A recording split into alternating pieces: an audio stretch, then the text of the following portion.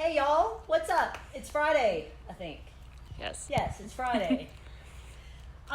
We are going to show y'all some workout things today. So this is going to be more of a doing video versus me talking. Of course I'll be talking, but I'll be doing and talking. So yeah, so what I wanted to do was show y'all some stuff. What's up, Carla?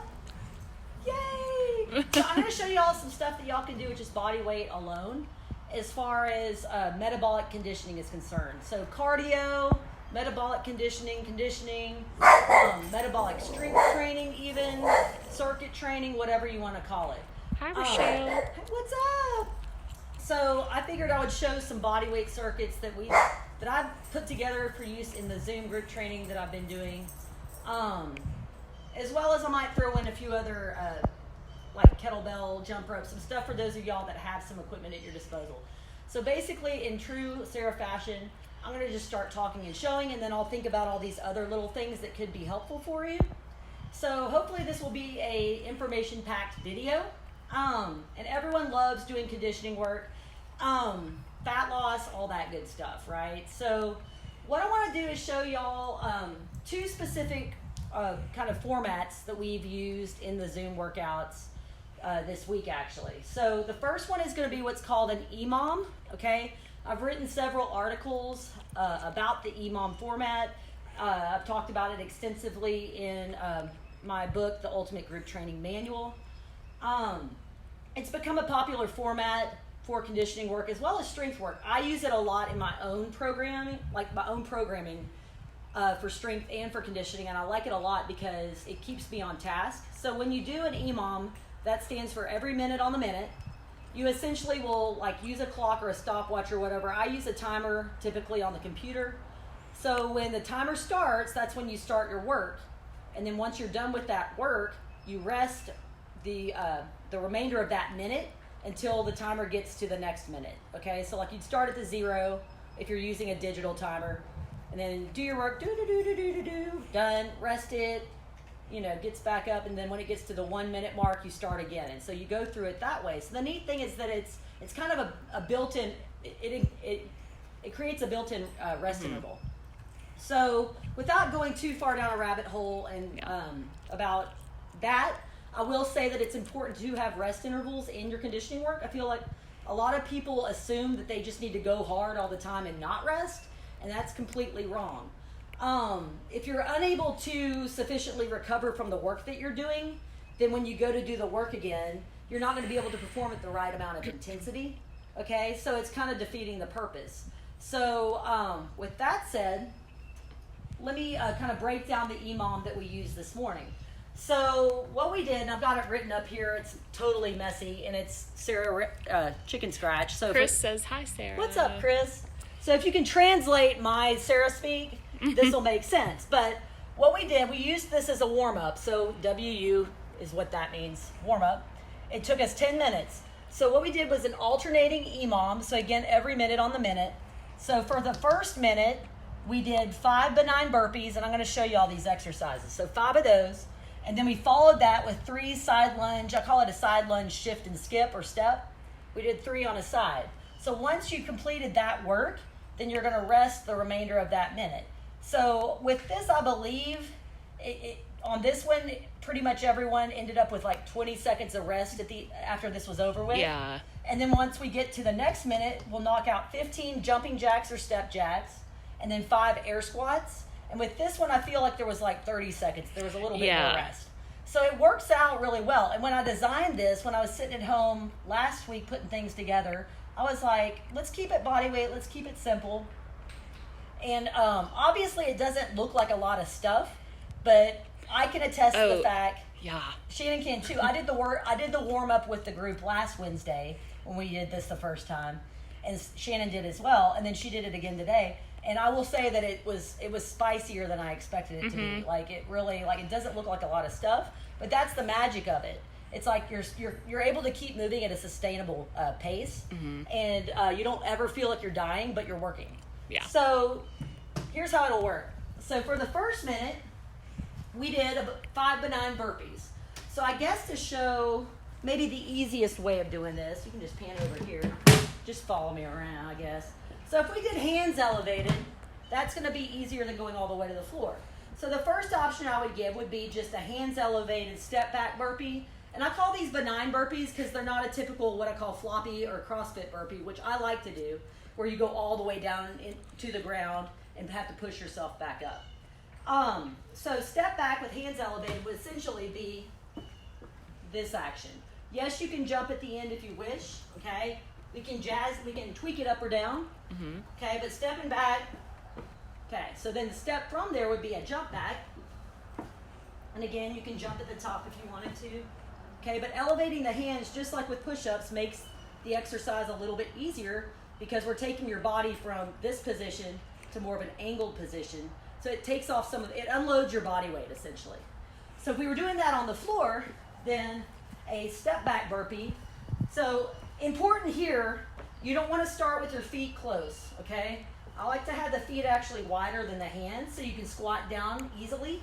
Okay, so you're going to place your hands on the ground, step it back, and then stand up. Okay? Again, you can do the jump at the end. We can do the jump back. You could jump it. Okay, so you can see how there's ways to make that easier or harder depending on, again, we use this as a warm-up, but I like to do what are called conditioning. I call them conditioning biased warm-ups, where we're getting the heart rate up a little bit, but we're also kind of incorporating movements that kind of work in all three planes of motion and get the body loosened up a little bit. So this accomplishes a lot of stuff. So after you do the 5 benign burpees, you're going to do 3 on a side of what I call a side lunge shift and step or side lunge shift and skip. So typically in here, when I have clients, we'll do these, and we did these back in the boot camp day. We'll do them traveling across the ground and just keep it going one way and then bring it back. But if you're, if you're in a smaller space, what you can do is, so essentially you're gonna lunge to one side, you're sitting back in the hips, feet are flat, you're gonna lunge it, shift it to the other side, and then step. And then you're gonna reverse it. Flip that thing up, flip it and reverse it. Yeah. So yeah, Is it worth it? Is it worth it? Okay, so we'll just go side to side like that. You could also, so that's, if you were doing them across the floor, you could add more of a hop like that. Okay, so that's an option as well. But you're going to do 3 on a side. So after you've done the 5 benign burpees and 3 on a side of the side lunge shift and skip, you'll rest until the clock gets to the next minute. Okay. There you will do 15 jumping jacks. You can do a step jack. I'll show those, and then 5 air squats. So if you do a step jack, that's my kind of lower intensity version of a jumping jack. We just go here. Okay. That's all we're doing. Kind of 80s aerobics. Yeah. But hey, like you're doing the Freddy. We're getting the arms overhead. It gets your heart rate up. So obviously jumping jack, we're going here. Okay, 15. You can do them fast. Right. Okay, so we got 15 jacks and then 5 air squats. An air squat's just a body weight squat. You can hear my knees cracking. But yeah, 5 of those. Then you'll have roughly 30 seconds of rest remaining in that minute. You would go back to this first grouping. So does that make sense how I explained that? Okay, yeah. So that's an alternating EMOM. I think this is really good, not to interrupt, talk. But like I was saying, for people that might be missing their cardio or they feel like I'm stuck at home, I'm sick of just like walking or running around the block. This is You can do cardio in your house. Right, and you don't have to think about it. Or your driveway. Like, you don't have to think, yes, you're counting reps, but the reps aren't a ton, whatever. But like, since the timer is like dictating when you start, it takes some guesswork out of it. So yeah, this is a great way to, if you love to go walking and running, that's great. I love it too. I believe everyone needs to be going on daily walks, regardless of if it's Corona time or not, okay? But you can do cardio with your body weight, so it's more calisthenics-based cardio. Yeah, Rochelle said, and they are not metastatic. That's just where my brain goes. I love it. Such a nerd. So that's one sequence that we did this week. Another sequence that we did for like a finisher at the end of 2 of the workouts this week. Wednesday we used a 15 seconds on, 15 seconds off kind of interval. Okay, and then today we did a 20 second on, 20 second off. Last week we also used a 30-30, so you can do different this is basically work to rest. Right. Okay, so here's where like I have a problem with people that program what's called a negative work to rest interval. So that essentially would mean if we did like the Tabata is a good example of it, and not saying that that's bad, but a lot of people butcher it and don't do it properly, or they're not using the right intensity.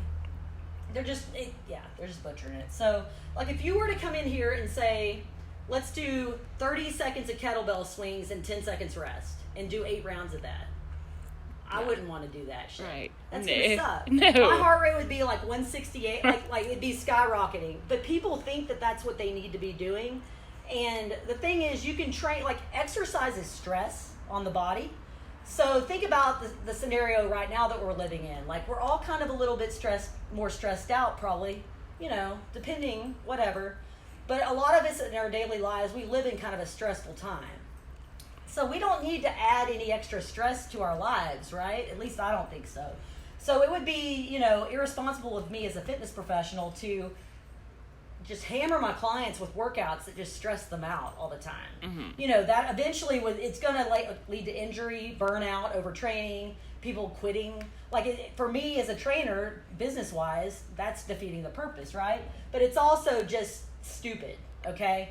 So when you do a work to rest interval that's more even, so the same amount of rest is the same amount of the work, you're going to get a lot better benefit. If anything, you could even do longer rest intervals, depending on the intensity of the exercises you're using. So when we did the 15 seconds on, 15 seconds off the other day, the exercises we used were towel slams, which I shot a video the other day showing the towels. Yeah, so I'll show that. So you could consider that a body weight exercise because everyone's got a towel at home. We did a towel slam, we did a skater, and we did a vertical dumbbell chop. Oh, yeah. So I'm going to throw in a few exercises that you could do using a little bit of equipment just to give y'all some options. But I put down here, these are all body weight. We got towel slams, skaters, burpees, mountain climbers, sprinter start, which I'll show because y'all are probably like, what's that? Sprinter arms, that's another one where I believe both of these came from, and I mentioned him the other day, BJ Gador. I believe I got those both from him. So rough estimate, everyone, depending on your level, the time you've got, I would say 6 to 10 rounds, okay? And again, you could do a 30 on, 30 off. Mm-hmm. You could do a 30 on, you could adjust it. If you're doing an all-out, sprint, so just say you're doing a body weight sprint, running, right? What I would recommend there is doing roughly 10 to 15 seconds of work with that sprint. So just going, whatever distance that is. I don't feel like thinking about it right now.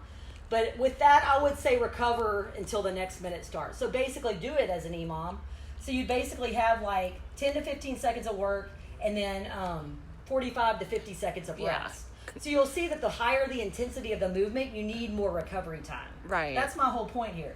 So otherwise, you'll end up going out for your next sprint, and it's going to be more like a fast run. Mm-hmm. And then over time, it's going to continue. You want to be able to hold the same intensity and the pace. Yeah, that makes sense. Across all the rounds. So you can do that with, when you do the timed intervals, we're not having to count reps or anything, but you could if you wanted to, because if you notice that your reps are decreasing, then that's an indicator that your intensity is coming down. I like to keep track of mine and know, I can do so many swings in 30 seconds. So a good ballpark, for these 20-second interval, there's every exercise is different. But if you're working with a 20-second interval, I would say 6 to 8 reps is where you're going to usually fall with things. If we're talking some sort of squat or swing, swings it's going to be you cycle through them faster. Wall balls too. So it depends on the speed of the movement and all that stuff. So let me just run through this list of the body weight stuff. Okay. And then you can kind of tell me if I'm getting crazy. Okay. So the towel slams, I showed those the other day. And again, there I am. If you've got a thicker, a beach towel versus this yoga towel, that's going to be a little bit more, it's going to give you more resistance. It's going to work you harder. But just for the sake of showing, so the towel slams, essentially you're going to get into an athletic position.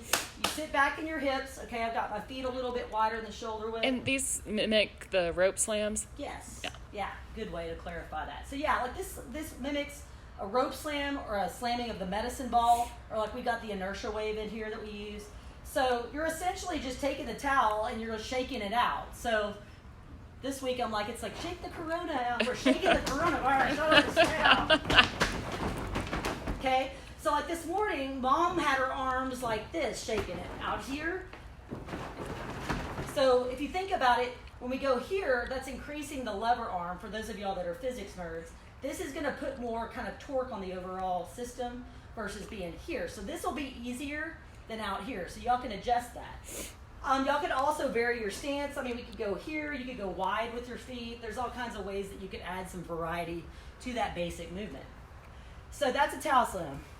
So for the skater, the progression I like to use is to start off with just a skater step.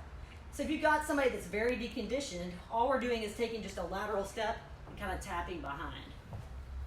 Okay? So from there, you can add a little bit of a hop, okay, and go that route to where we end up more with a skater. Oh, okay? yeah. So you can kind of ramp it up, okay? Burpee. I already showed the burpee, but because I didn't show just a traditional floppy burpee or CrossFit-y burpee, that's what we got going on with that. Okay, so mountain climbers, pretty much everyone knows what a mountain climber is. I will say that I don't like to do them this way. So sometimes you'll see people that, because I feel like all it does is like put your butt up in the air. So the way that I coach it, sorry for showing my tramp stamp.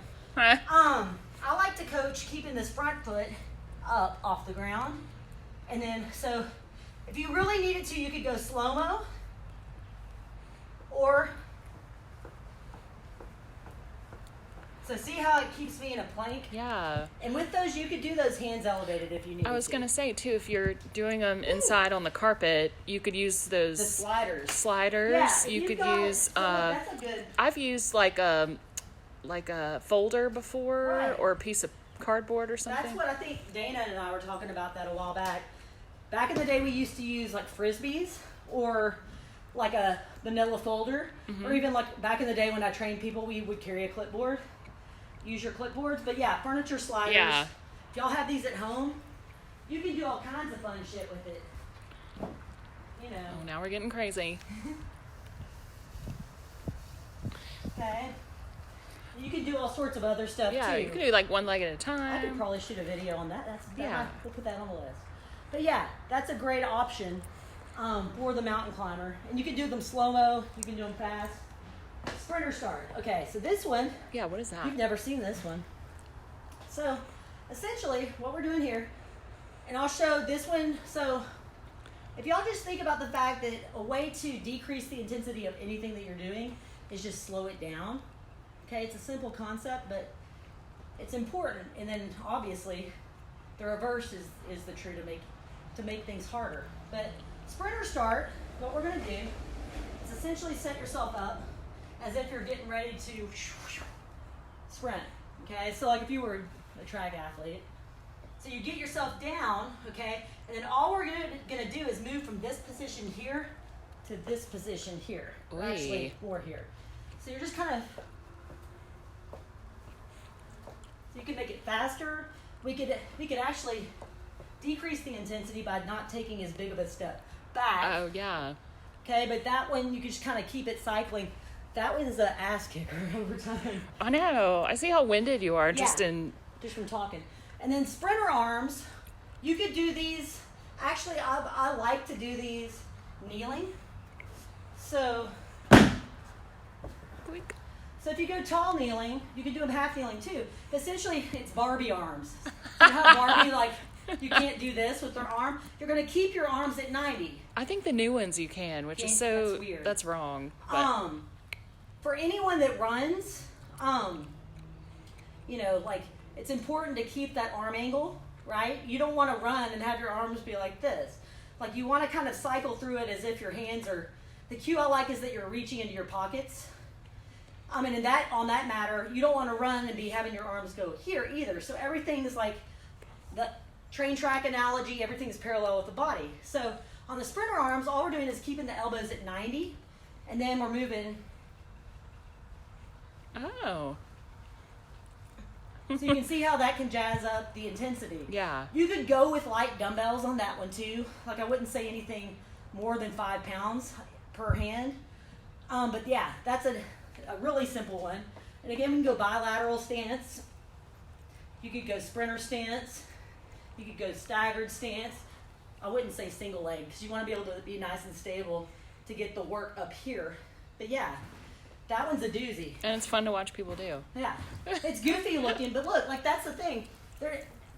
When I like see people doing bodyweight boot camp workouts and stuff like that, and I did boot camps back in the day, started in 5, 6-ish, and did them up through about 2012. Outdoors, it's hard to do a lot of movements with just body weight because we're kind of limited, right? But I would often see that there was oh God, I'm such a nerd, a preponderance of exercises done in like a push-up position. Mm-hmm. And the thing is, if your push-up position sucks, then anything that you do in that position is going to suck. So along that line, there's a lot of cardio type movements that are legs, and there's not a lot that are just arms. Right. So it's neat to have stuff. That's why I like the ski erg, because it's like upper body, you know? So yeah, that's cool. yeah, so I mean, just for examples of stuff, if you got equipment at home, you know, and you could work this in however, but kettlebell swings, okay? Dumbbell thrusters, or you could do it with kettlebells, or if you've got barbells, that's a squat to press. Dumbbell chop, which essentially you could go with just body weight. Fun. You hold a dumbbell in, like if you got a typical dumbbell, you would hold either the ends of it, or you could hold it vertically. I prefer to hold the ends because it puts the shoulders here versus here. But you could do that with just body weight. Yeah, and when you stand up, you're like in a plank. Like a plank, and then we're just kind of essentially quarter squatting. You don't have to squat low. But that's just a vertical chop. So slams with a rope or medicine ball. And I put ultimate sandbag shoveling because I love that movement. But a lot of people don't have an ultimate sandbag at home. Yeah. But these were good exercises for this intensity. The intensity, they'll match the intensity needed for these intervals. So that's why I kind of was like, I wanted to get some examples on there. Yeah. So yeah, jumping jacks would fit in here real well too. Running in place, okay? You know, yeah, if you've got a treadmill, like running, there's things that you can kind of hopefully get an idea of where I'm going with that. You'll notice there's nothing in here that's like a squat. Right. You know what I mean? It's something a little bit more amped up. Yeah, and all this can be done at home. Yeah. So you have 6 to 10 rounds? Yeah. Could someone? This is a ballpark. Yeah, you could do like a few rounds in the morning and then a few rounds in the evening. You could sprinkle it. Yeah, I mean, shoot. Like, so if you think about it, if we're going... Okay. I'll call Tim. I'll call you back. Okay. But yeah, so if you think about it, that's a great question because you don't have to be. This is just my rough estimate of a nice little. Like sometimes, again, not to interrupt, but we build up in our head like, I've got to get a workout in. So maybe instead, like that's why I like the EMOMs and I like the work rests. Yeah. And then I like rounds and just kind of breaking things up incrementally. So yeah, if people are waking up, you don't have to do it. Like this was 5 rounds. Yeah. So 10 minutes. We could have done 3 rounds, which would have been 6 minutes. Right. You know what I mean? So yeah, like if people are homeschooling their kids and they're like, oh, I can only squeeze in 10 minutes here, then 10 minutes. But that's cool because that's what I've always told people is like, if you've got 10 minutes to go do something, then do it. Don't be like, oh, I have to work out for 30 minutes or else it doesn't matter. No, like it's like every little bit counts. Yeah. And the cool thing about that too is that you might have it in your head that you can only have 10 minutes or, you know, whatever. But you might find that once you get into doing that, you're like, oh, well, I could eke out another 3 minutes of something. Yeah. You spent 5 minutes, like, dreading it. Yeah. You like, could have just... Oh, can I do it? Yeah, right. Just get to it. But yeah, with these, you could definitely, because, I mean, 15 on, 15 off, that's 30 seconds right here. 40 seconds for a 20-second on, 20-second off. Sandwich a few of that, you know, like, in there. Be like, kids, do your math. I'm going to go slam the towel. Right. I'm going to take out my, like, frustration on this towel. Love you. But yeah, so hopefully that gives y'all a little bit of two basic formats that I like to use with my clients. pretty straightforward, and you know, lots of options for body weight. I've got plenty more. If anyone's curious, I might shoot another. We could do more like videos just like this. We probably will. So yeah. Yay. Okay, we're gonna wrap it up. Awesome. How long did that take? I don't know. Okay. All right. Yeah, we're good. Thank y'all so much for tuning in Yay. again. Wait, the Daily Bobo. Oh, Daily Bobin. Oh. He assumes the position. Rochelle said thanks. Oh, we love you, Rochelle. I know. Bye, y'all.